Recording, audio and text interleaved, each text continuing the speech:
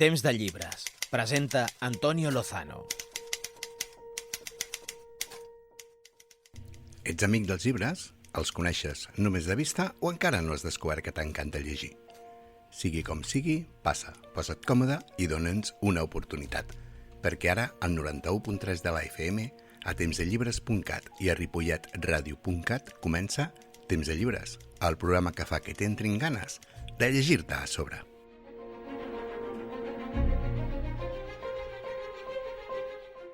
Aquesta setmana està sent molt especial. S'han acomplert 100 anys de la malaurada mort d'Antoni Gaudí, el pare de la Sagrada Família. Parlant de pares, Sa Santitat Lleó XIV ha visitat la Sagrada Família per inaugurar oficialment la Torre de Jesús. I si parlem de la Sagrada Família, l'escriptora que millor la coneix és la Colla Valls, que avui es passa pel programa per parlar-nos de la seva darrera novel·la, El somni de Gaudí. També tindrem al programa El tub d'assaig, on la Gemma Barberan ens parlarà d'un llibre que l'ha llegit perquè el títol li va cridar l'atenció, i parlant de títols, reprendrem el tema que ja havíem començat a la sessió anterior del Temps d'Escriure amb la Laura Gomara. I parlant de temps, als controls tenim el Jordi Puy i et parla l'Antoni Lozano, la veu del Temps de Llibres.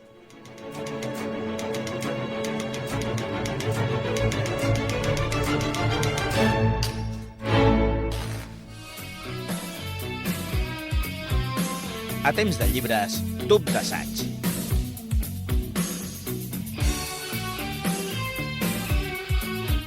Hola, què tal? Avui porto un assaig que em vaig comprar perquè em va atraure el títol, la veritat. És El problema de ser massa bo, del psicòleg Xavier Guix, editat per Arpa. Us faig un petit spoiler ja d'entrada. Si ets massa bo, no ets bo, per tu ni per ningú. Al llarg del llibre s'analitza el que ell anomena la mala bondat. És una bondat que té arrels en la por al rebuig i a l'abandó que ja venen de la infantesa. I es veu que amb un origen així no anem bé. El llibre analitza els punts foscos d'aquesta mala bondat, com la ira continguda, que és una repressió de la ira que es pot somatitzar en un mal d'esquena crònic, per exemple, o el mecanisme de compensació que fa que puguem ser molt bons amb els de fora i nefastos amb la pròpia família. Perquè la paradoxa de la mala bondat és que creiem que ho fem tot pels altres i en realitat ho fem perquè ens estimin. Un reconeixement que és una trampa, perquè quan l'eix de la nostra vida són els altres, la nostra queda desenfocada. I això pot dur a conductes d'obediència i de submissió i evitar conflictes. Però què passa? Que poden passar a sentiments d'injustícia quan no surten els comptes. Els comptes entre el que donem o creiem que donem i el que rebem o creiem que rebem. I, com ell diu, creure que els altres tenen el deure de saber el que necessites és esperar un miracle. Per superar aquestes tendències mentals, Xavier Guix fa servir una fórmula que m'agrada molt i que és desobeir el mandat de ser obedient. Desobeir aquesta obligació que tenim d'obeir. I no es tracta de posar límit als altres com si fossin nens petits, sinó que els altres topin amb els nostres de límits. I per això hem de saber quins són. Al final, aquesta revelació genial de l'autor ens dona una llum, no? Diu, deixa'm que et digui una cosa que fa mal. En realitat, als altres els importes molt poc i en tenen prou amb la seva vida, amb els seus assumptes i amb les seves necessitats. En definitiva, el problema de ser massa bo, de Xavier Guix, el que fa és girar cartes, aixecar catifes i totes les metàfores que vulgueu sobre aquestes formes de bondat que, en el fons, no són bones per ningú. Moltes gràcies, una abraçada i fins la propera.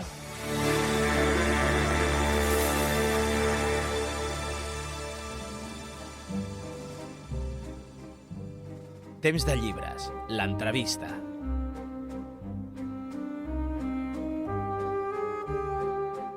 Ja sabeu que més que entrevistar els convidats, el que ens agrada a nosaltres és xerrar amb ells sense presses, per arribar a conèixer-los una miqueta millor. I ja sabeu també que xerrant més d'una vegada i més de dues, se'ns ha tirat el temps a sobre i se'ns han quedat coses per dir i històries per explicar. Doncs ja us aviso, abans de començar, que molt probablement avui sigui un d'aquests dies. Així que el millor que faré serà no enrotllar-me més i presentar-vos a la nostra convidada, perquè avui ens acompanya una gran escriptora, una gran reusenca, que ve a parlar-nos de moltes coses, però l'excusa per convidar-la ha estat la publicació de la seva nova novel·la, El somni de Gaudí. T'estic parlant de la Coia Valls, que nos espera a l'altra banda del telèfon o de l'internet, del router, d'on sigui. Coia, bon dia, bona tarda, gràcies per rebre'ns i sobretot gràcies per compartir amb nosaltres aquest temps de llibres. Gràcies sempre a vosaltres per fer de pont entre els escriptors, els creadors, els lectors, els comunicadors i per donar-me aquest espai que espero que sigui del vostre grat i Segur que que sí. plegats puguem anar recorrent tots aquests viaranys que ens interessin i que descobrim plegats. Més em fa molta il·lusió parlar amb tu, Coia, perquè primer de tot perquè m'agrada molt com escrius i doncs encara no havia trobat l'excusa per convidar-te al temps de llibres. Però és que també el tema de la discapacitat, doncs que aquí al programa la tractem molt pel que sigui, doncs resulta que també forma part del teu dia a dia, ho ha format durant molts anys, i a més les tracta sempre amb una delicadesa i un carinyo admirables. Però és que a més, i per què no dir-ho, carai, que és que el somni de Gaudí és un tros de llibre, i és un tros de llibre que no és només per llegir-lo, és per seure'l, per llegir-te'l com s'està fent la Sagrada Família, sense pressa. I ara fent un acudit, un joc de paraules molt dolent, és un llibre per gaudir-lo. Gaudí, sí. Sí. I a més, és que no teniu excusa per no llegir-lo, perquè el tenim en català, editat per Ressò dels Vents, en castellà, editat per Ediciones B. Crec que està en altres idiomes, també, no sé, però bueno, com que estem aquí, però és que a més el tenim en format braille i en audiollibre fet per la ONCE, i és una cosa curiosa i que és una alegria perquè poques vegades a la ONCE tenim la possibilitat als afiliats de llegir llibres que siguin de novetat. Amb la qual és una gran notícia per a tots nosaltres i això sí que voldria que ens expliquessis com has arribat a aquest punt de col·laboració aquí amb la ONCE Catalunya. No sé si el tema del que fes el llibre del Braille també té una miqueta de relació al Camins de la Llum.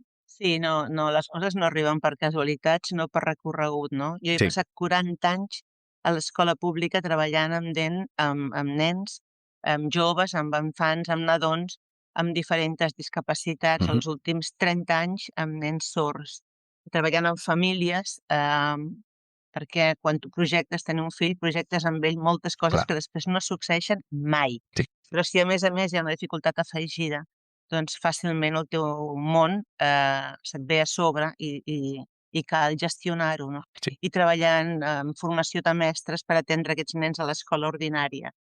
Per tant, el tema del diferent, de vegades de l'estrany, d'aquell que no comparteix amb nosaltres, de vegades doncs, o el color de la pell, ni la llengua, ni els elements sensorials amb els que ens movem nosaltres, és quelcom que està molt present a la meva vida i per això vaig arribar a la història del Braille. En un moment en què em vaig jubilar de l'escola i volia retre un darrer homenatge, només un homenatge perquè després el meu compromís segueix vigent i penso que és important, imprescindible i de justícia, no?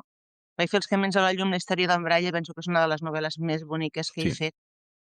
També per aquesta part anterior d'entrar en un món que per mi era desconegut, descobrir i admirar la gent que hi havia al darrere. Va ser un abans i un després en la meva vida, malgrat tot el meu bagatge, i vaig contactar amb gent extraordinària que em van ensenyar a mirar-hi amb els dits i escoltar amb la pell moltes vegades. I aleshores el meu compromís segueix vigent amb la ONCE, amb l'Enric Botí, amb tots els periodistes que m'han fet també costat i amb els que he compartit aquesta experiència. Vaig anar a Madrid a fer amb un grup de teatre que es diu La Luciérnaga, que són tots ells cecs, a fer una adaptació dels Camins de la Llum. He fet moltes experiències que, creu-me, que m'han aportat més a mi que jo al col·lectiu, no? Però que junts fem teixit i posem damunt la taula altres realitats, no per compassió, sinó per justícia, no? I perdó, m'he de pensar, de veritat, que han d'esperar 3 mesos per llegir la meva novel·la, Llavors vam fer un acord amb l'editorial, però jo us animo a tots els escriptors a fer-ho, perquè és tan senzill com demanar-ho, no? És com estar atent i dir, fem un contracte si convé. En aquest cas no ha fet falta, perquè tothom estava molt conscienciat i la confiança era total, no? Però que pugui sortir en català, en castellà i en braille i amb audiollibre amb les mateixes condicions. És tan senzill com això. Després sí que ha vingut el portuguès, ha vingut l'italià, ha vingut el rus, ha vingut el lituà, i només he d'agrair, no? L'acollida que ha tingut, que està tenint el llibre, però aquesta primera arrencada amb tots nosaltres va ser molt bonica. Doncs deixa'm donar-te les gràcies en nom de tots els afiliats, perquè és el que et deia, tu deies 3 mesos, moltes vegades és molt més de 3 mesos el que hem d'esperar per tenir un llibre a la nostra disponibilitat en format, especialment en format audiollibre. Clar, el tema de la 11 de l'Oralle és un gran llenguatge, ens ajuda molt, però quan perds la vista de gran costa molt arribar a aprendre i sobretot costa molt arribar a llegir amb fluïdesa. O sigui, a mi em va passar, jo l'he perdut de gran i jo sóc un nen de 3 anys i llegint quan llegeixo en braille, però sí que és cert que les tecnologies t'ajuden molt, els audiollibres gravats per la 11 doncs, et donen aquesta possibilitat i t'ho agraeixo molt per això, perquè és el que he dit moltes vegades, les novetats per a nosaltres arriben passats molts mesos. I el fet de poder gaudir d'un llibre en el moment de la seva publicació és un goig. Doncs perfecte. Jo de veritat que des d'aquí animo tots els escriptors i totes les persones que ens escolten a fer-se ressò, perquè és tan fàcil com tenir-ho present i posar en contacte a les dues institucions. Doncs abans d'endinsar-nos i parlar del somni de Gaudí, doncs coneguem una miqueta millor qui és la Colla Valls. Colla és el teu nom artístic, per dir-ho d'alguna manera, el pseudònim, el teu nom real és molt més reusenc. Ho fas per separar el personatge, l'escriptora, de la persona perquè et ve de gust? Colla és el diminutiu de misericòrdia. És un diminutiu natural. Vull dir, a Reus la patrona és la Verge de Misericòrdia, per tant, són moltes les que ens diem misericòrdies i el diminutiu en català sempre es fa cap al final, en castellà es fa a l'inici, llavors són coris o colles. Per tant, a casa m'han dit sempre misericòrdia. A l'escola, quan vaig començar a treballar, misericòrdia era un nom molt difícil per als nens amb dificultats de llenguatge importants. Llavors em vaig buscar el diminutiu també que es fa servir a Reus i que és molt més simpàtic, és Missi. Ah, que bonic. A l'escola em coneixen per Missi. I aleshores, quan vaig començar en el panorama literari, no a escriure, però sí a publicar, que això va ser el 2010, amb el Néstor Luján de novel·la històrica, vaig pensar que Missi era poca. Era un reducte meu més de treball, d'escola, de nens, de canalla, i vaig escollir Colla. Però jo estic convençuda, i ho he pensat moltes vegades, que el que sóc és la suma dels tres, no? De la misericòrdia, que estimo, de la Missi, que adoro, i de la Colla, que és qui us parla avui, però amb tot el rerefons de les altres, no? És una suma per capes com la Sagrada Família. Doncs tant la Misericòrdia com la Colla com la Missi, per si no han quedat clar, van néixer a Reus el mateix any que la Harper Lee publicava Matar un rossinyol, que l'aleshores Premi Literari anomenat Joanot Martorell passava a anomenar-se Premi Sant Jordi i la primera novel·la en guanyar-lo va ser Viure no és fàcil, de l'Enric Massó, o que l'Alfred Hitchcock publicava Psicosi. Després entendreu per què us faig aquesta referència. Tot això, tota aquesta volta, és només per arribar a preguntar-t'hi com era la colla nena. Quins records tens dels teus primers anys? La Misericòrdia nena era una nena molt tranquil·la, una nena amb molt poques habilitats socials, diria jo. No era una nena ni trapella, ni era una nena que tingués xerres molt, ni res. Una nena més aviat reservada, més aviat en món interior. I ho dic perquè els primers records que tinc d'infantesa, que són dels 3 i mig, 4, eren quan la meva mare es cuidava de la meva germana, que a més es portem 1 any i mig, i es cuidava de la seva sogra, la meva padrineta, que tenia un càncer molt, molt, molt greu, i havia d'estar al llit. Llavors jo, com que era tan tranquil·la i no em podien deixar amb seguretat, em deixaven a casa de la padrineta, que vivia a sota de casa nostra, no? En una caseta, en un piset a Reus. I llavors jo recordo de quan estava amb ella, quedar absolutament embruixada, hipnotitzada, amb les seves mans fent punta de coixí, Oh, amb els boixets, amb aquesta dansa de boixets i aquest sorollet que se fan els boixets quan es sí, fa punta de coixí. Aquest és el meu record més és bonic. tendre, i el silenci compartit amb ella, no? Sí. D'aquesta connexió que saps que existeix sense dir-nos res, no? Aquesta era la misericòrdia de nena, una nena molt introspectiva, que vaig aprendre a llegir amb els grans de l'escola, perquè em van portar les monges ja amb menys de 3 anyets, perquè la mama havia de treballar. I jo recordo que les grans escrivien i llegien un poema en castellà aleshores, i jo el vaig aprendre de memòria, i quan arribava a casa de la padrineta feia veure que me'l sabia, o sigui que el llegia, i amb el llibre davant el deia de memòria, i en aquells moments ella no somreia perquè el dolor era intens, però relaxava el rostre. I va ser aleshores quan vaig tenir la consciència, amb 4 anys, que la paraula és salvífica. I vaig pensar, jo em vull dedicar a això. I de fet vaig fer magisteri, vaig fer pedagogia terapèutica i logopèdia. I la paraula sempre ha estat la meva matèria prima.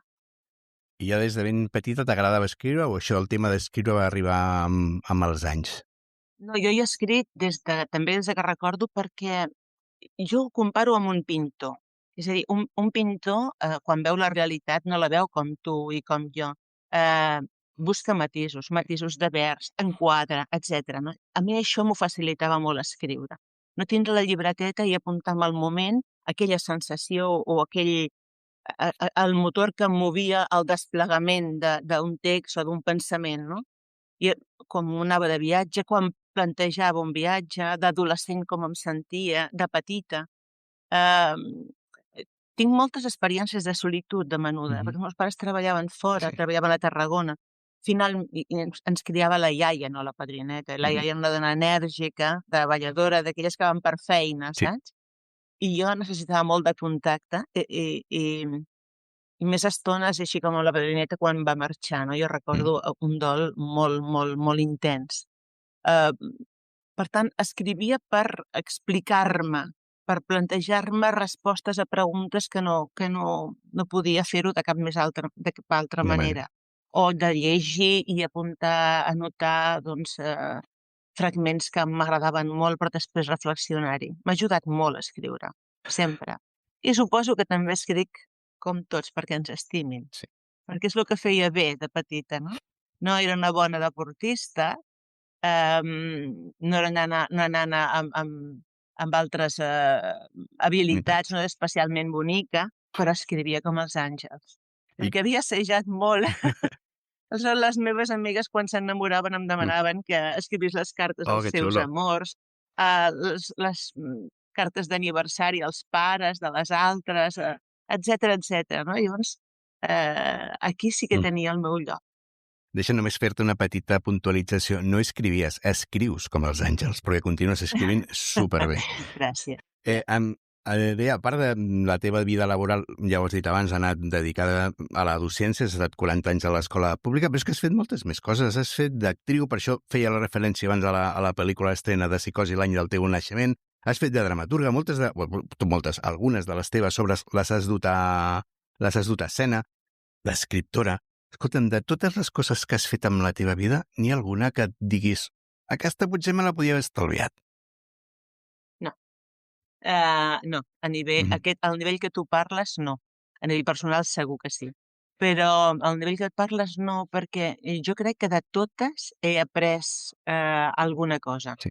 Per exemple, del meu rodatge de la pel·lícula de cinema de Ventre Blanc, vaig aprendre 2 coses molt importants.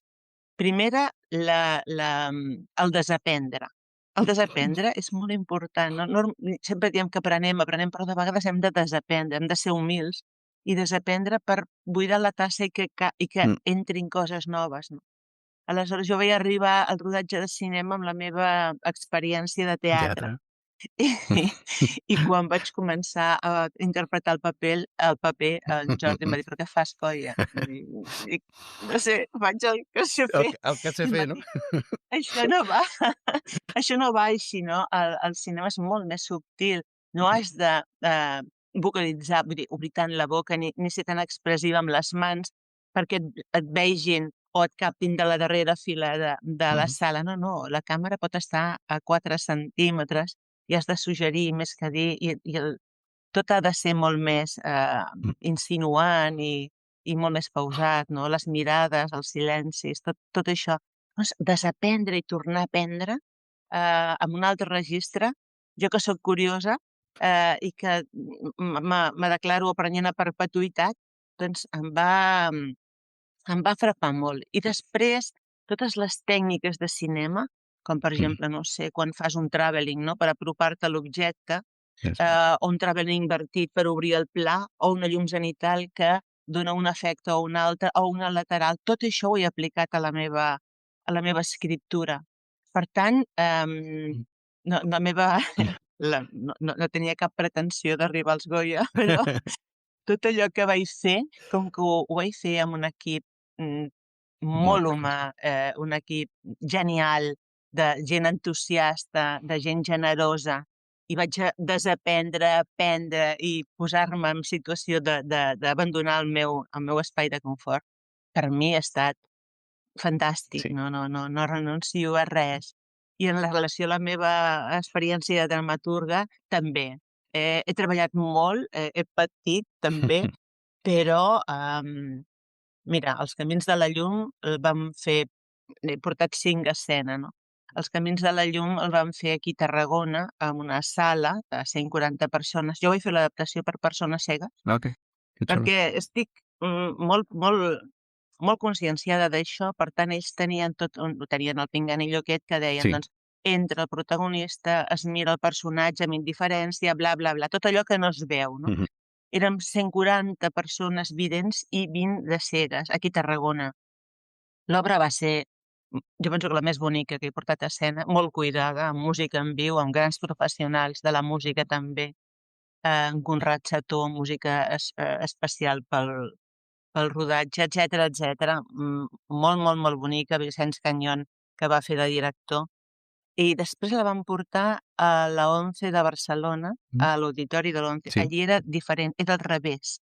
Eren Carai. 200 persones cegues i 20 de vidents.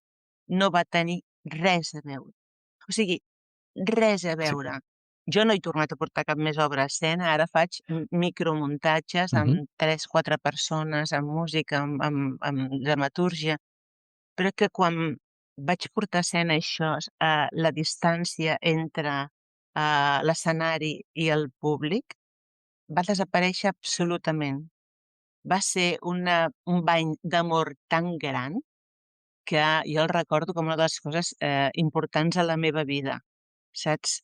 Per tant, és que no puc penedir-me de res perquè tot això m'ha portat a ser qui soc. Clar. Si és que al final, bueno, doncs els nostres encerts i les nostres errades ens fan ser el que som, no? Sí. Anant ja cap a l'escriptura, tu arribes ja al panorama literari, ja grandeta, i a més ho fas, com deia aquell, a lo grande, perquè guanyes el Premi Néstor Luján amb la princesa de Jade, que el Néstor Luján és un premi que tant abans de tu i després de tu l'han guanyat grans noms de la nostra literatura. Tu ja ets un gran nom. Com és entrar així al panorama aquesta jungla literària?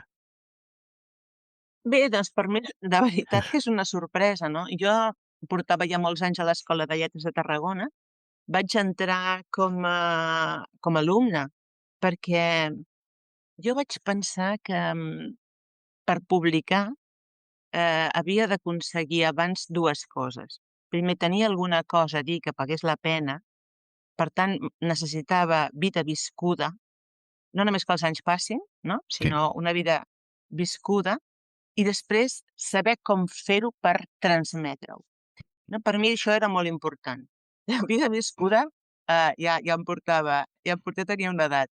I una edat viscuda amb experiències, però com fer-ho? Jo sempre havia anat a la meva, no? Tenia molta corda, però calia posar-hi una mica d'ordre i des de fora que t'ho miressin. Vaig anar a l'Escola de Lletres i allí vaig estar molts anys fins a arribar a ser codirectora de l'escola. I aleshores vaig anar amb una gent literària. Realment acompanyava en Julio Ricardo Trigo, el meu company, escriptor i fotògraf, i jo tenia uns contes per canalla, perquè treballava la consciència fonològica amb els nens i li vaig ensenyar a la meva gent, tu no escrius? I jo dic, bueno, jo escric. Jo tinc aquests contes i sí que tinc una novel·la, un projecte de novel·la que porto bastant avançat, però sense presses, i potser portava la meitat de la novel·la. Però va durar 6 anys, escriure aquesta novel·la. I quan la va veure, la va llegir, em va dir, coi, això ho has d'acabar. Això ho has d'acabar i jo et presento el premi. I jo vaig dir, però, perdona, si a mi no em coneix ningú. O sigui, a part de l'escola, a mi no em coneix ningú. A més, jo sóc del sud, de Tarragona. I això també, bueno, no estic dins del circuit, no? I me va dir, no, tu confia en tu. I va ser una sorpresa i va ser un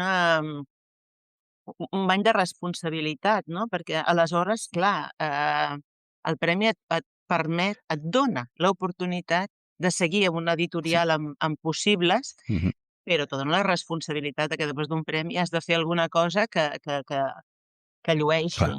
I vaig tenir molta sort perquè vaig escriure El mercader, que també va tenir una repercussió molt gran, es va traduir a diversos idiomes també i van fer moltes edicions. I després d'això va venir Les Torres del Cel i tot va anar quallant, però d'una manera molt, molt natural, no? Eren coses que jo ja havia treballat en mi i havia de buscar els escenaris i donar veu als personatges, però va ser molt orgànic tot plegat. Escolta'm, i com és la colla quan es posa a escriure? Tens algun ritual? Ho fas en unes hores determinades, amb música, en silenci, alguna beguda? No, jo amb silenci sempre, sempre. No sé escriure ni amb sorolls, ni... Suposo que per això tampoc no vaig escriure abans. Jo soc mare de dos nens, bueno, de dos nens, que ara ja són adults, però he volgut ser mare i he estat molt implicada amb la creació, amb el creixement, amb criar els meus 2 bessons, i soc un cul de mal seient. Per tant, no sé escriure amb crits o amb teles al voltant. Jo penso que és l'única condició que demano per escriure. Per tant, fins fa 6 anys escrivia de nits, però no perquè escollís escriure de nits, és que treballava de dia. Llavors, de nit tenia el que necessitava, silenci i temps. Però això a la llarga cansa molt, perquè és una vocació que és com quan un virtuós de qualsevol instrument, cada dia t'has d'anar a trobar amb l'instrument. Cada dia has de practicar, no val dir, ja en sé i ara això ja visc d'això. Has de prendre el pols a la teva literatura contínuament, has de reunir-te amb els teus personatges perquè estan en un moment donat del seu moment vital, has de fer que el lector gaudeixi, que no caigui a la història, i això és cada dia, cada dia. Per tant, cada dia era de nit i després invertir tots els caps de setmana, invertir totes les vacances, que jo tenia l'horari de mestre, per tant tenia més vacances i aquí aprofitava per fer una escaleta ferma, que després pogués trencar si calia, però que em permetés escriure cada dia, de dir, doncs ara estic al capítol 3, seqüència d'or, no? I una mica va ser així. Ara tinc la sort de poder escriure de dia, amb llum de dia, i això és meravellós. I no tinc cap ritual, no tinc cap ritual. Prefereixo escriure amb el PC gran que escriure amb portàtil, però m'adapto bé i no tinc una pedra que no és un fetitxe, ara tinc una pedra, però pot ser qualsevol pedra, perquè em connecta a terra, saps? De tant en tant l'agafo, és freda, perquè les pedres són fredes i em connecten a terra, no m'agraden aquestes coses antiestrès de plàstic, no m'agrada gens el plàstic. M'agraden els elements naturals, la terra, la pedra, no? Bueno, a la Sagrada Família aquests elements són estan molt presents. Sí. I tinc un boixet de la meva padrineta, Ah. que us he parlat, i que el tinc davant i de tant en tant també li dono unes voltes com si fos un bolígraf. És un boixet de fa molts anys. Coia, tu has fet, o fas, novel·la per a adult, però també has fet per públic juvenil. I aquí t'haig de fer una pregunta, perquè a més tu ets mestre. Escolta'm, què fent? O es fa alguna cosa malament que no acabem d'enganxar el jovent a la lectura? És molt difícil, Antoni, és molt difícil. Vull dir, ho tenim, ho tenim pelut perquè tenen molts distractors. Sí. I per nosaltres, quan no hi havia les xarxes, quan no teníem els mòbils, la lectura era podia ser, pels afortunats que hem llegit, una manera d'evadir-nos, no? D'anar a la recerca d'un altre món possible, de posar-nos a la pell de personatges molt diferents. Això requereix molt d'esforç i ho tenen molt fàcil amb tots els mitjans aquests de distractors, TikTok, zero esforç, i va passant el temps d'una manera en la que llisca per sobre però no aprofundeix. No? I amb la incursió de la intel·ligència artificial, jo no dic que no sigui bona la intel·ligència, penso que no ens podem negar a alguna cosa que és evident que ha vingut per quedar-nos, però que sí que necessitem una revisió en profunditat del nostre sistema educatiu, de com ho fem amb els joves, de com ho fem amb els nens ja de molt menuts. Perquè hi ha tota una generació que aquí sí que hem perdut la guerra, perquè és una guerra amb tots els ets i uts. Vull dir, durant uns anys, nens d'any i mig, perquè no plorin, se'ls ha donat el mòbil i això crea forçosament una dependència molt gran.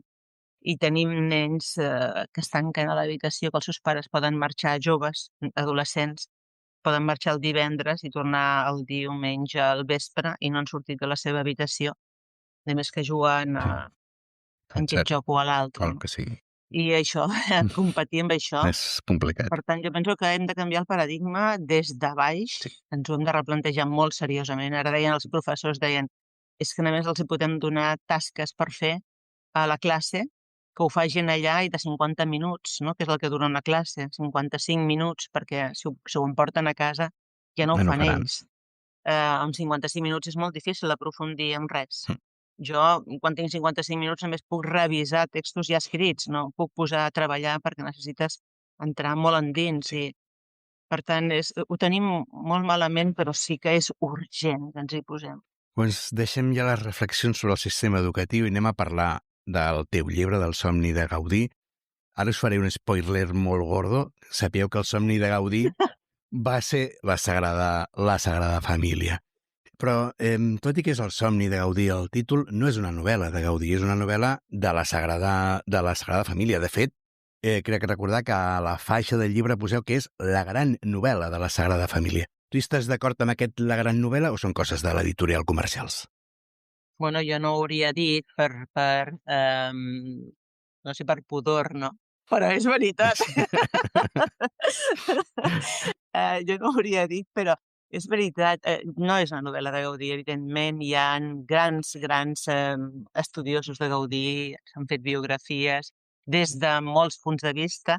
Jo segueixo estudiant Gaudí perquè m'interessa, perquè és un personatge que no encaixa, els personatges que no encaixen ni en el seu temps ni pràcticament en l'actualitat, i que és un personatge que es pot mirar és molt calidoscòpic i que va fer una transformació molt important al llarg de la seva vida. Jo no faig una novel·la de Gaudí. De fet, Gaudí ocupa un terç de la novel·la, perquè es mor el 26, i aquests són els 144 anys de la construcció de la seva obra magna, que és la Sagrada Família. I l'esperit de Gaudí, evidentment, plana per tota la novel·la, perquè és present sempre, ara també, sempre hi serà, però sobretot poso el focus en que és una obra col·lectiva, no? Que m'interessa posar veu a totes les persones invisibilitzades que han fet possible aquest somni, a homes, a dones anònimes i imprescindibles, els dols que han fet sense paraules, a vincles no normatius i moltes renúncies silencioses, no? I que quan tornem a veure la Sagrada Família tinguem una visió absolutament diferent, no? I per això faig servir doncs, símbols com la llum, com la memòria, com el foc, no? I personatges també els protagonistes, la gran protagonista és el temple, i després hi ha personatges que evidentment són del relat oficial, que expliquen els fets, les dates, que són els grans noms que coneixem, des de Gaudí, evidentment, Bonet, Matamala, l'escultor, etc, i després tot aquest altre relat que explica doncs, les emocions, els dols, i que és una saga familiar, no? De 5 generacions que creix en paral·lel al temple. Exacte. I que d'alguna manera expliquen aquests 144 anys també de la Barcelona des de la Guerra Civil, que es crema la cripta, per tant el temple pateix molt des dels seus fonaments, però els personatges que l'acompanyen també pateixen amb les seves carns, no? Des de la caputxinada, des de la vaga de la canadenca, etc. No? S'explica... Jo a casa tenia un suro molt i molt gran on posava aquests 144 anys a nivell social, cultural, la societat, què passava i quins els meus personatges representaven això i la Sagrada Família com avançava en paral·lel en aquests fets, no? La solitud de la Sagrada Família durant molts anys, allò va ser un mar robat. Vull dir, la gent gran de Barcelona recorda haver-hi entrat, haver-hi jugat entremig la canalla, no? Aquesta solitud, jo volia que els meus personatges la percebessin, però el temple també, no? Les discussions que van tenir, els manifestos que es van signar per gent molt qualificada i reconeguda des de l'esquerra més revolucionària, en contra, i com després van anar canviant les coses. Tota aquesta evolució, que és un personatge absolutament viu i contradictori com nosaltres. Sí. No? I a més, és clar, la narració és molt clara, ja ho has dit tu, no? Que focalitzes primer la història oficial, la història que no es veu, que està narrada des d'aquestes 5 generacions, però sobretot posant el punt de vista amb les dones d'aquesta família, aquesta nissaga de les 5 generacions. El fet de focalitzar-ho aquí amb les dones és una miqueta per fer justícia que totes aquestes dones invisibilitzades, però que han estat i han format part de la construcció de la Sagrada Família, perquè a més, aquesta història comença molt bonic amb una nena portant-li l'esmorzar al seu pare que està treballant a la Sagrada Família. Sí, perquè ningú associa la Sagrada Família amb cap dona, ningú. Vull dir, en tot cas, els grans noms són d'homes. Elles també van tenir el seu lloc, des de llocs més humils, però imprescindibles. Vull dir, si aquesta nena no renuncia al seu privilegi de ser nena, sinó que la fan adulta abans de temps i ha de portar el farcellet amb el seu pare, que és, a més un picapedrer, que tampoc sortirà a la història, però resulta que aquest picapedrer tampoc va sortir als lletrats oficials, no? Tota aquesta gent que va treballar des de treballs absolutament necessaris, imprescindibles, però que no són els artistes oficials, no? Per tant, és un homenatge amb ells i aquesta nena que va renunciar a la seva infantesa i que, evidentment, que ara la Sagrada Família, com que estem al punt de mira, no, de fa molts anys, hi ha totes les mesures de seguretat, però quan això va començar, el 83, ja et dic jo que va haver molta gent que van caure de les vestides i que van prendre mal o es va perdre la vida, no? Si ells perden la vida, elles han de tirar endavant la família, no? I si no poden carregar pedres com ells, han de fer el que sigui. Per tant, em semblava que elles tenien un lloc, no? Els tallers Bonet, que és un taller que van fer els vitralls de la Sagrada Família, hi ha els segons vitralls de la cripta també, des del 1923 està ininterrompudament en funcionament. Segur que hi treballaven dones. Segur que l'experiència i la sensibilitat i la professionalitat d'aquestes dones també van sumar a aquesta llum tan increïble, no? Que ens banya quan entrem. Per tant, era la justícia. Durant tota la novel·la sí que poses un èmfasi especial i crec que és bo que així es faci en saber que crec que no tots som conscients de que la Sagrada Família ha tirat endavant gràcies als donatius del poble. Clar, és un temple expiatori, des del minut zero. En Bocabella, aquest llibreter, va crear l'associació perquè ell va anar a Europa a veure el Sarac Cor i a veure altres temples i va venir amb la dèria de fundar aquesta associació que permetés comprar els terrenys primer i crear el temple després. Tots sabem que no va començar a Gaudí, que va ser a posteriori que li van donar, ell tenia 31 anys i la cripta ja estava començada, no? I sempre s'ha sostingut amb donatius del poble. I en moments de crisis molt grans, Gaudí mateix va anar pels carrers a demanar diners, no? I després va haver tot un grup de gent jove que li van fer costat, que van seguir, no? Però des de la base. Al contrari, vull dir, l'Ajuntament de Barcelona, les institucions oficials, moltes vegades han posat pals a la roda. L'únic que fan és demanar els impostos que costaria doncs, tenir un... Vull dir que l'Ajuntament també rep del Sagrada Família, no? La brossa, l'IBI, el que sigui. Però mai ha sigut un espai que es beneficiés dels recursos públics, no?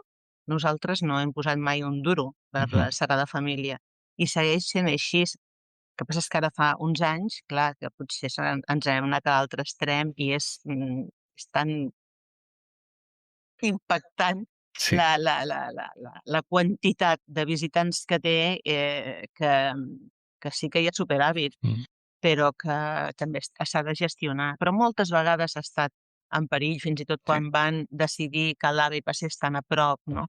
I pogués fer trontollar els... Per tant, sí, ha estat Hi ha un episodi a la novel·la que és molt bonic. Dic que és molt bonic perquè jo abans d'escriure la novel·la, jo sempre la visualitzo, sempre. Jo tinc aquesta escena gravada, i si no la tinc gravada no la puc escriure. Una mica com deia Borges, recordes? Que deia que nosaltres no som només el que vivim, sinó també el que somiem, els llibres que llegim, no? Les pel·lícules que veiem, els desitjos inconfessables, tot això es barreja a la memòria i fa tot com una mena de massa, que és com els nens petits, no? Que es creuen una mentida, la van repetint perquè l'han fet seva i ja no és mentida, és una fàbula. Doncs jo vaig construir-me aquesta història, que és quan la Sagrada Família deien que ja no es podia seguir, que no havia fons i fins i tot deien deixem aquesta façana, que va estar a punt de caure, per cert, la façana del naixement, i després fem, doncs, no ho sé, una nau perquè l'aguanti i ja està. I el poble sencer va fer cues i cues i cues d'anar la gent molt i molt humil, no? A donar el seu donatiu, no? I hi ha una escena en què un pare porta una criatura al coll, allò coll i bé, i la nena portava una monedeta d'aquells de 2 rals, aquelles foradades, que la portava jugant i la va donar a l'associació. Vull dir, que està feta amb sacrificis, amb esperances, amb somnis petits, fragmentats. Ara que has dit que tu visualitzes l'escena abans de fer-la, el llibre també té una part d'això, no? El llibre i el temple, que els sentits tenen una importància cabdal. El tema de la visualització de la llum, la sonoritat del temple, aquesta espiritualitat una miqueta també, que sembla que el temple mateix bategui, no? Sí, venia de Montserrat, de les Torres del Cel. T'ho anava a dir que li he trobat un cert paral·lelisme en segons quines coses. Sí, perquè amb els dos espais són espais molt, molt, molt singulars, no? I tant la muntanya com el temple són els protagonistes de la història. I són espais que estan construïts d'una manera diferent, no? Perquè hi han dipositat... jo sempre dic que la Sagrada Família és allò que passa entre pedra i pedra, no? Entre que posen una pedra i en col·loquen una altra damunt, tot allò que passa entremig forma part orgànica del temple. I aquest organicisme, no, és el que buscava, de la mateixa manera que la muntanya de Montserrat, és una muntanya també molt i molt especial, molt telúrica, molt amb un substrat molt que provoca una energia i un estar-hi diferent, no? I sí que tenen una certa similitud, perquè les dues les he fet bategar, no? Perquè en les dues penso que de la mateixa manera que quan coneixes algú, quan estimes algú i li recorres la pell, la sensació és diferent, doncs aquí quan recorres amb la mirada o amb els dits la muntanya o les pedres de la Sagrada Família és una mica això, no? Que t'esborroni i que amb la punta dels dits o amb els ulls puguis captar la memòria de tot el procés que ha fet possible que avui estem davant d'aquest espectacle, no? De llum i d'alçada, d'organicitat, no? Gaudí deia que quan entréssim a la Sagrada Família volia que tinguéssim la sensació d'entrar dintre d'un bosc és un gran observador de la natura, no? Llavors jo penso, quan acabes de llegir la novel·la, dius, sí, era un gran observador de la natura, però ell va posar en funcionament les lleis de la natura, i això és un pas més. I quan entres allà, i sí que és un bosc, però que les columnes siguin de diferents colors, no és aleatori, és una comunió, aquest ve d'allà, i té aquesta funció, i té aquest símbol. Pots fer tantes lectures diferents i que els arbres siguin tan bonics, està molt bé, és preciós, estèticament és genial, però quan entens que perquè estan arrelats a terra i que les branques no només són estèticament precioses, sinó que arquitectònicament han permès suprimir els arbotants gòtics, els contraforts, i que reparteixen el pes, clar, tot plegat suma valor. Entenc que de documentació t'hauràs tirat un munt d'hores, no et preguntaré quantes, però quantes hores t'has pogut arribar a passar dintre de la Sagrada Família? No sé, moltes. El que passa és que quan hi anava jo sola, l'experiència era una. Quan vaig conèixer, per exemple, dos arquitectes molt importants que han treballat des de diferents vessants. En Ramon Espel, que porta 33 anys treballant a la Sagrada Família, em va fer una visita guiada i quan va començar a parlar-me del substrat, vaig pensar, on m'he posat? Però com pot ser tan agosarada, colla? Ni misericòrdia per voler explicar aquesta història que et desborda absolutament, no? La mirada ja va ser diferent. I llavors vaig conèixer José Manuel Almuzara, que també és arquitecte, no ha treballat a la Sagrada Família, però ha fet tot un treball al voltant del Gaudí espiritual. I llavors la visita amb ell va anar completant, no?, la visió arquitectònica. Per exemple, quan estàs a la cripta i mires cap dalt, veus que hi ha una clau de volta, una pedra, no?, on hi ha el sí de Maria, quan Maria li diu a l'àngel que sí, que vol ser la mare de Jesús, no? I llavors tu dius, bueno, és molt bonic, però quan el Mozart et diu, si tu, això està a la novel·la, perquè ho vaig voler compartir amb els lectors, si tu miressis més amunt d'aquesta clau de volta i poguessis fer un eix de llum imaginari, arribaries just a la creu de la Verge, no? Llavors, tot plegat es redimensiona. Llavors, he estat moltes hores, per les hores que he estat amb aquesta gent que hi ha abocat la vida, han estat hores de qualitat i d'aprofundiment. Escolta'm, no sé si és casualitat o mig buscat, però el fet de fer-la o que coincideixi doncs, amb el centenari de la mort de Gaudí, amb la culminació de les Torres, ara la visita del Sant Pare, molt bon timing, no?, per treure la novel·la? Mira, jo quan estava treballant amb aquesta novel·la estava treballant amb dues més. Tenia 3 projectes oberts. Un el vaig deixar per més endavant, l'altre el tenia molt avançat i aquest també. Aleshores, jo vinc de la cuina d'aprofitament. A casa meva, la meva iaia, quan sobrava pa, el posàvem en aquelles bosses que tu també deus recordar, unes bosses de roba, perquè el pa aleshores s'aguantava molts dies bé, no? Et posàvem a les bosses de roba, anàvem a comprar, de fet, el pa amb les bosses de roba, perquè era pa, no preguntàvem en quina hora surt l'última fornada, era pa de massa mare, que aguantava i tal. Llavors l'endemà amb el pa sec o al cap d'una setmana fèiem sopes d'all, no?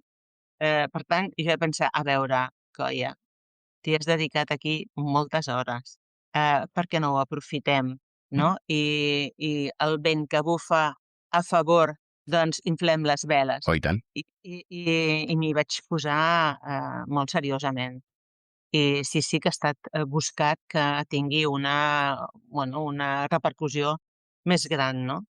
I la veritat és que està anant molt bé, però sobretot el que més m'agrada són aquests missatges, a vegades privats o per WhatsApp o per correu, no?, de dir, és que he estat feliç, no? L'altre dia me va dir una lectora, quan mor Gaudí, el 26, he plorat, però no he plorat per la mort de Gaudí, ja sabia. Tots sabem que va morir atropellat per un tramvia, no és una sorpresa, no és pobre, ara s'ha mort, sinó per tot aquest recorregut que tu has traçat i he plorat segurament per moltes més coses per les que no havia plorat abans. No? Tot això és tan bonic, és un regal tan gran que m'omple molt.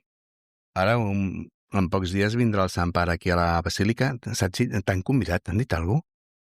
Buf, és molt difícil. Sí, bueno, sí, no m'han convidat a la inauguració perquè això és per persones, sobretot polítics, saps? I persones que tenen una vinculació més oficial.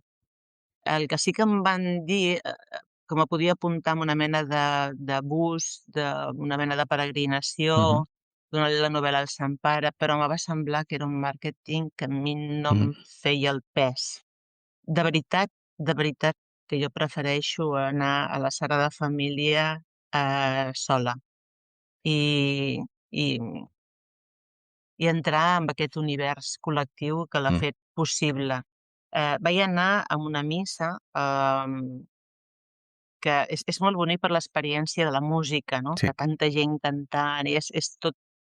Però ja que no puc anar a la cerimònia, que sí que m'hauria agradat, anar a donar-li la novel·la al Sant Pare així de manera comercial no em fa el pes, no és el meu objectiu. És una novel·la que no tindrà lector, tampoc, saps? És la foto i no em fa el pes, però a la missa no hi podré anar, està absolutament tot esgotat i hi ha moltíssima seguretat. En aquells moments jo estaré, però, a BTV Televisió, parlant de Gaudí, per tant, tot està bé. Ara et faré la pregunta. Quina com fas? Veurem la Sagrada Família acabada? Què? Si veurem la Sagrada Família on? Acabada. Home, jo l'he acabat abans. Sí, tu sí. Jo quan vaig escriure el llibre ja teníem la creu posada i quan la van acabar ja vaig pensar, menys mal que no se'ls hi ha trencat perquè si no em destroten la història. És molt complexa, veure la façana de la Glòria. Per construir la façana de la Glòria i per construir les escales que Gaudí va dissenyar haurien de deshabitar tot, tirar... Que, a veure, aquesta gent, quan va comprar els habitatges, ja ho sabien, Sí. Vull dir, Núñez i Navarro va edificar sabent que no podia fer-ho, però és que tothom hi va guanyar els que podien guanyar-hi, no? Vull dir, fa molta pena tot plegat. No sé si entre ràbia i pena. No sé si la veurem acabada, però no sé si la veurem acabada. Jo, amb el que tinc, de moment, ja em fa el pes. Doncs bé, nosaltres, igual que totes les famílies tenen les seves tradicions, la del programa és sotmetre els nostres convidats i convidades a un petit interrogatori. Res, són una bateria de preguntetes curtes, de resposta ràpida, que si vols justificar ho pots, però que no et cal, vale? Vas. Vinga, comencem. El pim-pam-test. Un llibre de la teva infantesa. Un llibre de la meva infantesa, tots els clàssics de la biblioteca de la història universal, aquella que teníem, i els meus pares primer em van fer llegir Tots els Sants. Un llibre de qualsevol època que t'hagi marcat. Solitud, de Víctor Català. Tens algun autor o autora favorits? Home, la Rodoreda per mi ha estat la meva mestra dels inicis. I no hi renunciaré mai. Quin gènere t'agrada més llegir? M'agrada llegir novel·la actual. M'agrada la novel·la, el thriller, no em acaba de fer el pes, la policia que m'hi apropo poquíssim, per tant em quedaria molt d'assaig, una mica de poesia, però poetes molt concrets, a vegades per agafar el to a la meva escriptura, i novel·la històrica l'he d'escollir molt. Quants llibres tens ara mateix a la tauleta de nit? Buf, 7 o 8. Si, 7 o 8. si un llibre no t'agrada, l'acabes o el No, deixes? mai, mai. Mai no l'acabo perquè jo crec que no necessàriament ha de ser un mal llibre, no ha d'estar precisament mal escrit, però potser no és el moment. Exacte. I potser en un altre moment l'agafo i connecta més amb el que necessito. Però hi ha tantes coses per llegir que no vull fer el sacrifici. Si has vist la pel·lícula, et llegeixes el llibre? Si he vist la pel·lícula, llegeixo el llibre, sempre vaig molt per recomanacions, però si un llibre m'interessa, prefereixo que sigui a l'inrevés. Primer haver-la llegit i després a vegades m'arrisco a veure la pel·lícula. Aquesta és la següent pregunta, que si havies llegit el llibre te miraves la pel·li i ja veig que sigui segons el llibre, imagino també, no? Per parlar del teu llibre, un club de lectura o una presentació? Per parlar del meu llibre, un club de lectura, perquè quan ja se l'han llegit és molt enriquidor perquè agafes el pols a la teva pròpia literatura, no? Et diuen quin personatge t'ha cridat més l'atenció, amb quin t'identifiques, per què, es pot aprofundir molt. Sí. A la presentació, segons com, només pots engrescar els lectors a que llegeixin i feu-me confiança, no? I donar píndoles per enllapolir. Sí. Però no pots entrar a la construcció dels personatges, a la construcció de la història. En aquest cas hi ha una part de...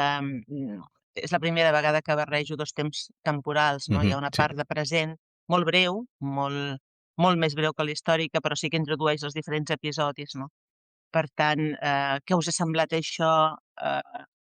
També jugava amb moltes generacions. Jo sempre he fet un mateix personatge i el seu recorregut vital. Aquí havia de fer prou personatges que tinguessin entitat com perquè aquest no m'agrada, passo l'altre. Has fingit mai haver-te llegit un llibre per quedar bé o per fer-te-la interessant? Sí. Confesso. Però ja no ho faig, perquè es nota molt. És molt perillós, és molt perillós. En segons quins espais, no? De culturetes i tal, s'ho vull fer una vegada, però no vaig dir que mai més, perquè és molt fàcil que t'enganxin i a més no pots haver llegit tot, ni pots saber de tot, i s'ha de ser humil. Si un periodista t'ha fet o te fes una mala crítica i després te'l trobes, el saludaries, et faries la longuis, posaries el peu a veure si cau de lloros? No, posaria el peu. Però si m'ha fet una mala crítica, no, a mi m'agradaria aturar-me i dir-me que no expliqui. Però n'he tingut poques de males crítiques i no et dic que s'entin bé, però sobretot el més important és qui la fa i des d'on la fa. Exacte. Si només poguessis salvar un llibre de la teva biblioteca, quin triaries? La princesa de Jade, perquè és el primer, el que em va obrir la porta i el que vaig estar molt de temps en escriure. Tens mal rotllo amb algun company escriptor o escriptora? No cal dir noms, No, absolutament no, gens, cap, res, al contrari. La meva experiència és de fer xarxa sempre, i de solidaritat i de generositat. Vull dir, sempre, amb la Maria Carme Roca, amb el Martí Gironell, amb la Pragas. És que, de veritat, fins i tot ens comentem coses, O, per exemple, la Maria Carme Roca, que és historiadora, més d'una vegada li he dit, escolta, verifica'm això, com ho veus, no, des de la teva experiència.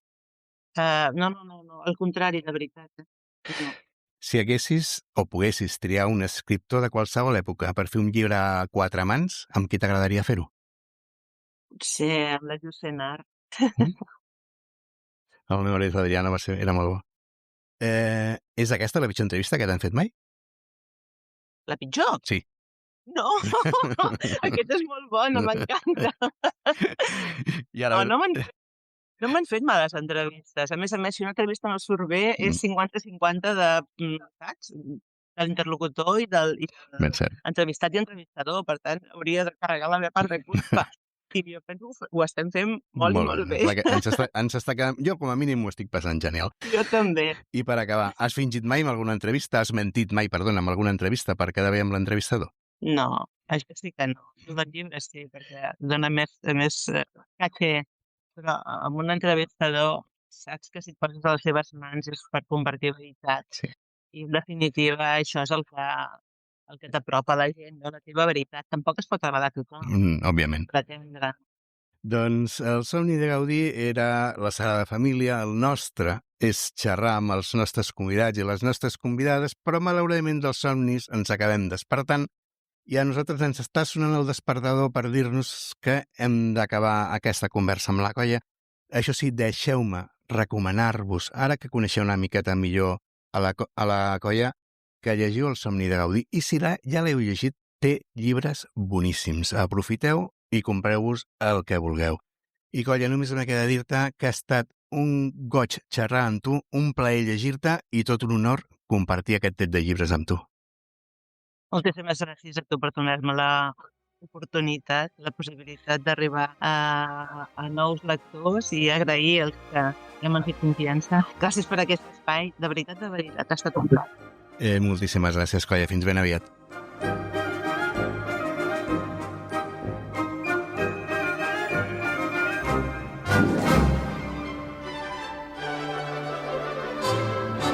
A Temps de Llibres, temps d'escriure. Vinga, va, que parlar amb els autors que admirem està molt xulo, està molt bé, però si volem tirar endavant els nostres projectes, toca pencar una mica, toca agafar punts i toca escoltar la nostra profe, a la Laura Gomara, i els seus consells. Així que la rebem al temps d'escriure. Laura, bona tarda, benvinguda de nou. Què ens portes avui? Hola, Antonio. Doncs avui, mira, continuarem parlant sobre els títols. Si no recordeu de què va el tema, podeu recuperar el temps d'escriure anterior on parlaven de si era necessari o no tenir un títol per començar a escriure. Avui, en canvi, voldria parlar dels diferents tipus de títols. Com a deures, havíeu d'investigar com són els títols més habituals en el vostre gènere i en aquests moments. No sé si ho heu fet. Si no, no passa res. Vinc a donar-vos un cop de mà. Com vam dir, els títols van per modes. Recordeu aquella època on totes les novel·les tenien títols molt llargs? Per exemple, L'avi de 100 anys que va escapar per la finestra, Las ardillas Central Park están tristes los lunes, Els homes que no estimaven les dones. Recordeu aquells moments? Segurament en podríeu dir més, perquè hi va haver, potser fa uns 15 anys, una època on es van posar de moda aquests títols llarguíssims. Ara ja no ho estan tant, però això no vol dir que no es publiquin llibres amb títols llargs. Per exemple, a l'autor Grady Hendrix li agraden els títols llargs i moltes de les seves novel·les en tenen. Us poso un parell d'exemples. Guia del club de lectura para matar vampiros, sí que és bastant llarg. O Fatilleria per a noies escarriades. Són igual de llargs que Els homes que no estimaven les dones, no? I són relativament recents, són novel·les de fa un parell, 3-4 anys. Així que penseu que encara que el vostre títol ideal sigui molt llarg, no el descarteu, perquè penseu, és que no estan de moda. Hem de fixar-nos en les modes per una banda, però en l'altra, proposeu un títol llarg, potser sou vosaltres qui poseu en marxa una nova moda. És una possibilitat. Una altra opció són els títols d'una sola paraula, com Seda, Rebeca, Marina, Taxi. Segur que ja us he donat d'una cosa, que és que en aquests casos és més difícil identificar el llibre ràpidament. Moltes vegades necessitem l'autor. Seda, d'Alessandro Barico, Taxi, de Carlos Tanón. Alguns són supericònics, com Rebeca, de Daphne du Maurier, i s'han fet tan icònics que ja no cal, no? Però, en general, si tu vas a la llibreria i demanes L'avi de 100 anys que va escapar per la finestra, el llibreter ho tindrà molt fàcil per trobar el llibre. Si demanes Seda, potser surten 2 o 3 opcions, si no tens l'autor. Fixeu-vos també que en aquests llibres amb títol molt, molt curt, molts són noms de persona, com Marina, de la Ruiz Zafón, Rebeca, ja hem dit, de Daphne du Maurier, o la Carrie, de Stephen King. També, dins dels tipus de títols que podem escollir o podem muntar per la nostra novel·la, a vegades s'escull posar l'article davant del nom perquè el títol no sigui només un nom, com La carretera, del Cormac McCarthy, La vegetariana, de la Han Kang. Són títols amb article, nom, article, nom. Aquesta és la tercera modalitat. La quarta. De vegades afegim una miqueta més. Tenim el nom, l'article i algun complement. El nom de la Rosa, el Codi da Vinci, la plaça del Diamant. Són sintagmes. I una altra opció, l'última que presentaré, que també és molt, molt, molt popular, sobretot en clàssics, potser ara és menys popular, és ajuntar dos sintagmes amb un i. Guerra i pau, orgull i prejudici, el soroll i la fúria. Podríem seguir hores i hores parlant de tipus de títol, però crec que teniu una bona base. Heu de buscar el que està de moda en el vostre gènere i també fer-vos una llista tenint en compte totes aquestes opcions. Títols molt llargs, que pràcticament són frases, moltes vegades amb verbs, no? Els homes que no estimaven les dones, o l'avi que va escapar per la finestra, que sabeu que són títols que són una frase. Després el que són només una paraula, són una paraula i un article, una paraula, article i un complement, o aquests que van amb una i. Podeu seure i fer un brainstorming. Aquest seria el meu consell. No tinc ni idea del títol, però he fet la meva investigació i sé les modalitats possibles. Per tant, i escric tots els títols possibles que passen pel cap. Si són dolents, també. Si són absurds, també. Totes les possibilitats. És un brainstorming, és pluja d'idees. Després deixeu reposar aquest document amb totes les vostres idees durant uns dies i quan torneu a consultar-lo, escolliu-ne un, però no us borreu la resta, molt important, perquè tota la resta de títols que heu descartat poden ser útils justament per proposar-vos a l'editor en el cas que no us agradi el títol, no els agradi el títol que heu escollit. Potser el vostre títol diuen, és que vull posar-ne un altre. Doncs abans que sigui l'editor qui escolli un títol, teniu aquest foli amb potser 20 títols possibles i és possible que algun d'aquests li agradi i ja almenys el títol és teu. Poder triar entre la llista dels teus títols, no? En comptes d'inventar-se un que potser l'odies, potser no t'agrada en absolut i després tu has de defensar aquesta novel·la amb un títol que no t'encaixa. Doncs aquests són els meus consells sobre els títols. Caram, doncs sembla que semblava un tema menor i com diria el Rajoy, és un tema major. Sí, com vaig començar a preparar la classe vaig dir, això han de ser dos programes. Doncs moltíssimes gràcies, Laura. Ja sabeu, preneu nota, feu brainstorming i sigui com sigui, el que no feu és deixar d'escriure. T'esperem d'aquí 15 dies, Laura. Gràcies.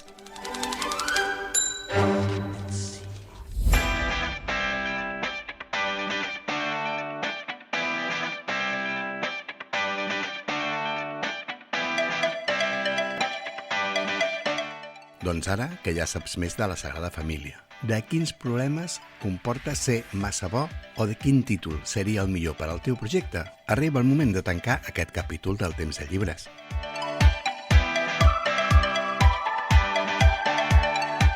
Ja saps que pots escoltar els programes endarrerits als nostres webs, tempsdellibres.cat i ripolletradio.cat, i també els trobaràs a les millors plataformes de podcast.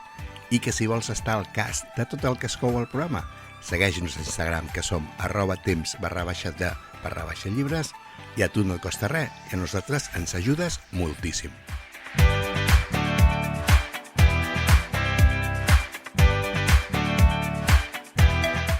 Nosaltres tornarem el proper divendres amb un nou programa on reprendrem el que més ens agrada parlar, de novel·la negra.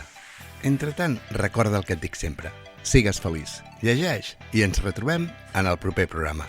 A reveure!